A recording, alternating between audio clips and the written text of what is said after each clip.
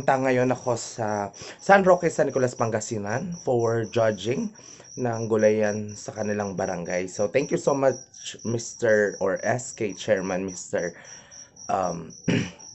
Jairus Tomdulay for inviting kahit kagabi lang nag-aya. Okay, so punta na po tayo.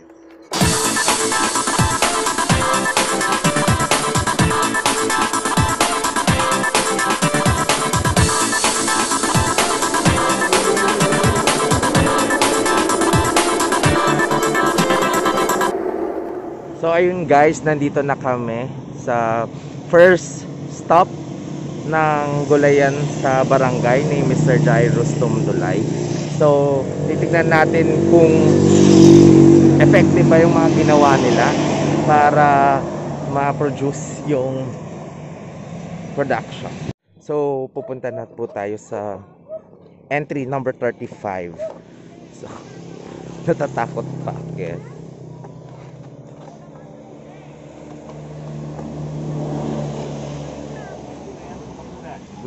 So ito po ay bilang tugon sa plant program for ahon lahat, pagkain sapat, alpat, laban sa COVID-19, isang programa ng kagawaran ng halaman at ang 5 klase ng halaman ay dapat may mula tayo para kada tayo para dagiti sa awing dumawat ino yeah may kan tayo ti masabot dagiti sa amin nga kasapulanda.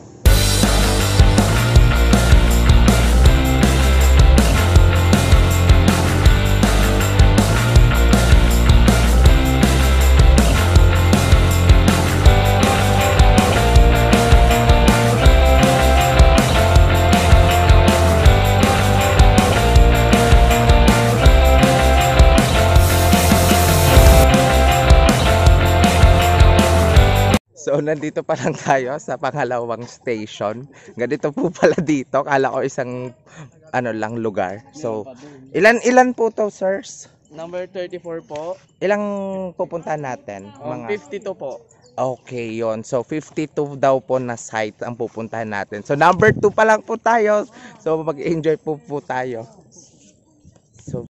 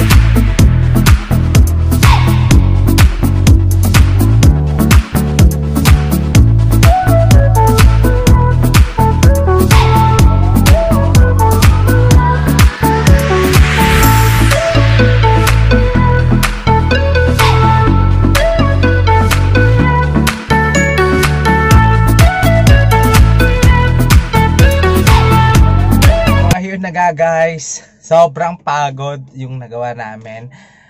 Natapos na namin yung almost 52 participants para sa gulayan sa bakuran ng San Roque, San Nicolas, Pangasinan. So sobrang maganda naman yung ginawa ng SK.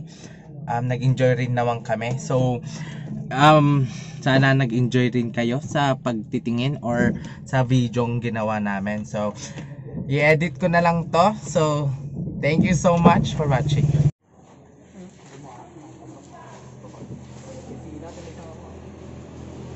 Ay nanay. Okay.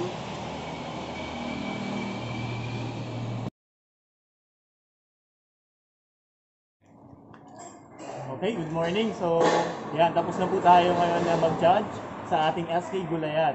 So, narito po yung mga na-harvest natin, yung mga binigay nila. Yan, tinitignan ni Cap. Oh, maganda. Maganda. So, yan. So, marami tayong ulamin ngayon. So, ang kahalagan po ng pagtatanim sa bakuran ay mayroon na po tayong ready na mapagkakunan ng mga pang-ulam, gulay, at higit sa lahat ito ay masustansya at walang halong mga kimikal. So alam natin na safe ito at para ito sa ating kalusugan. Yun lang. So magtanim ka para ikaw ay may aanihin. Thank you!